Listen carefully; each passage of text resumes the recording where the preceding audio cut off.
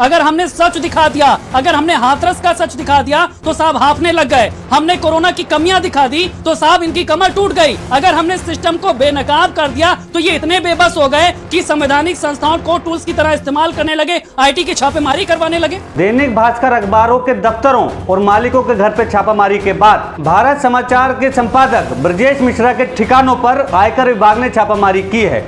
ये सच दिखाने की सजा है जो भाजपा की मोदी योगी सरकार की कमियों को दिखाने और नीतियों पर सवाल उठाने का काम करेगा, उसके साथ यही होगा। देश में घोषित आपातकाल भले ही ना हो, लेकिन जो हालात हैं वो आपातकाल से भी भयानक है। दूसरी लहर आई और सरकार कहीं नहीं थी, बिल्कुल मोदी सरकार गायब हो चुकी थी। उस वक्त जिस तरह की रिपोर्टिंग की गई है वो काबिले तारीफ है, उसका हम सबको खैर मकदम करना चाहिए, लगातार करना चाहिए। जिस तरह से देश में ऑक्सीजन की कमी को लेकर के सरकार के पूरे सिस्टम के फेल्योर को लेकर के उसने जो रिपोर्टिंग की है, हम सबको उसका तारीफ करना चाहिए। आप सभी भास्कर के समर्थन में खड़े रहें और उसके पक्ष में अपनी आवाज बुलंद करें। आज जो घटना घटी है वो पत्रकारिता पर, अभिव्यक्ति की आजादी पर और हमारे एक आम आदमी का जो कहने सुनने बोलने का अधिकार है उस पर हमला है।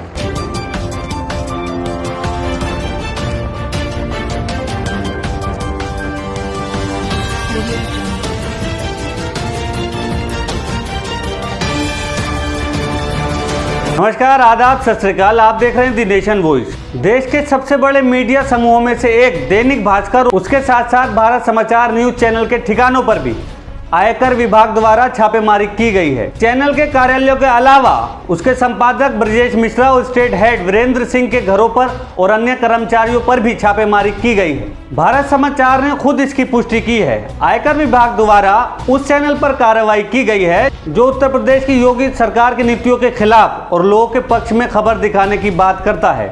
देश के प्रतिष्ठित अखबार दैनिक भास्कर के अलग अलग दफ्तरों पर इंदौर में, रायपुर में, अहमदाबाद में, भोपाल में आयकर के छापे पड़े हैं।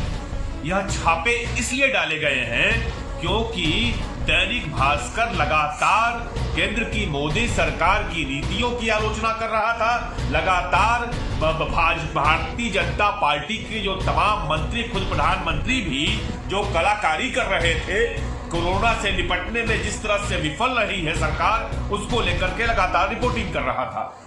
आपको याद होगा कि अभी 2 दिन पहले जब फोन टेपिंग का मामला पेगासस का सामने आया तो भास्कर ने एक रिपोर्ट लगाई थी कि मोदी सरकार का और फोन टेपिंग का गहरा नाता रहा है।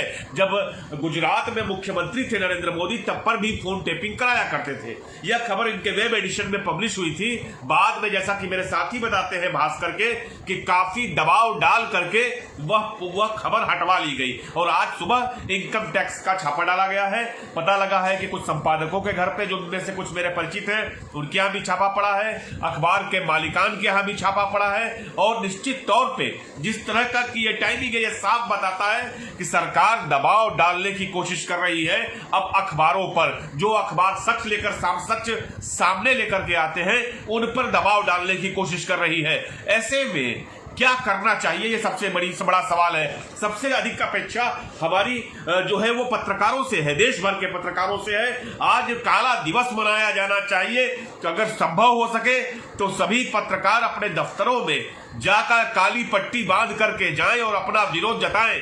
आप सभी को सोशल मीडिया पर और जहां कहीं भी हैं, कम से कम इस वक्त भास्कर के साथ खड़ा होना चाहिए, क्योंकि जान लीजिए ये अभिव्यक्ति की आजादी के जो भी संसाधन है उस पर डकैती डालने की कोशिश कर रही है केंद्र की मोदी सरकार। हर आवाज को चुप कराने की कोशिश कर रही है, जिसको कतई बर्दाश्त नहीं किया जाना चाहिए। आप बताइए, एक तरफ ये पत्रकारों की जासूसी कराएंगे, उनकी फोन टेपिंग कराएंगे और पता लगा कि रोहिणी सिंह की, सिद्धार्थ वरदराजन की, इफ्तिकार गिलानी की, MK वेणु की, तमाम पत्रकारों को इन्होंने फोन टेप कराए, ये साबित हो चुका है। और अब क्या है, ये छापेमारी करा रहे हैं। इस तरह से ये चाहते हैं कि कोई इनके बड़ी आलोचना न करे, आलोचना को, विरोध को जो कोई भी करेगा उसके खिलाफ कार्रवाई करेंगे।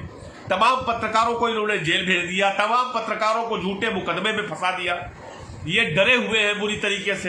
अब उत्तर प्रदेश का चुनाव सामने है, इनको पता है कि ये उत्तर प्रदेश के चुनाव में मीडिया अगर लग जाएगी तो धो डालेगी इनकी जो उत्तर प्रदेश में हालात है, जिस तरह कानून व्यवस्था की स्थिति बिगड़ी हुई है। ये जानते हैं इस चीज को। ये इनको मालूम है कि इनके लिए अब यूपी का चुनाव जीतना मुश्किल है। इनको मालूम, बताइए संसद में झूठ बोल रहे हैं, कह रहे हैं ऑक्सीजन की कमी से मौत नहीं हुई एक भी। लिखेगा पत्रकार कि नहीं लिखेगा? हम कहते हैं 20 लाख से ज्यादा लोग मारे गए ऑक्सीजन की कमी से। विदेशी मीडिया कह रही है कि 50 लाख लोग मारे गए। ये बात तो लिखी जाएगी ना, आप स्वीकार करें चाहे न स्वीकार करें।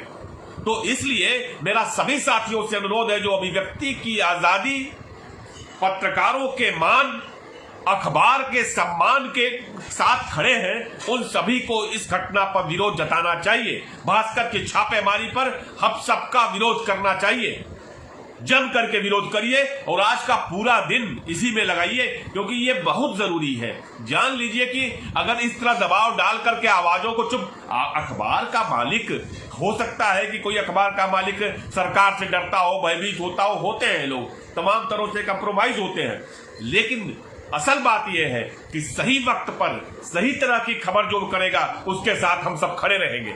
वह किसी दबाव में करता हो, किसी लोभ में करता हो, किसी तरह से करता हो, लेकिन अगर खबर हो रही है, सच्ची खबर हो रही है, कोई अखबार कर रहा है, कोई मीडिया कर्मी कर रहा है, तो हम सबको उसके साथ खड़ा होना है। चाहे वो कोरोना संक्रमण का दौर हो या फिर हाथरस कांड की रिपोर्टिंग का मामला या अन्य आपराधिक मामलों में भारत समाचार की रिपोर्टिंग को सराहा गया था, उसकी खबरों को लोगों ने पसंद किया था। तो इस छापेमारी के बाद बस इतना ही कहा जा सकता है कि जो लोग सरकार की चाटुकारिता नहीं करते वो जासूसी और छापेमारी के लिए तैयार रहें, क्योंकि सच दिखाने से सरकार नाराज होती है और उस नाराजगी का या गुस्सा निकालने के लिए वो आप पे छापेमारी करवाती है या आपकी जासूसी करवाती है, जिससे कि आपको सजा दी जा सके, जिसके बाद आप कुछ भी सोच सकते हैं लेकिन सच दिखाने की नहीं सोच सकते। और आप ऐसी और बहुत सारी सच्ची खबरों को देखने के लिए हमारे चैनल को लाइक कीजिए, यूट्यूब पे हैं तो सब्सक्राइब कीजिए। धन्यवाद।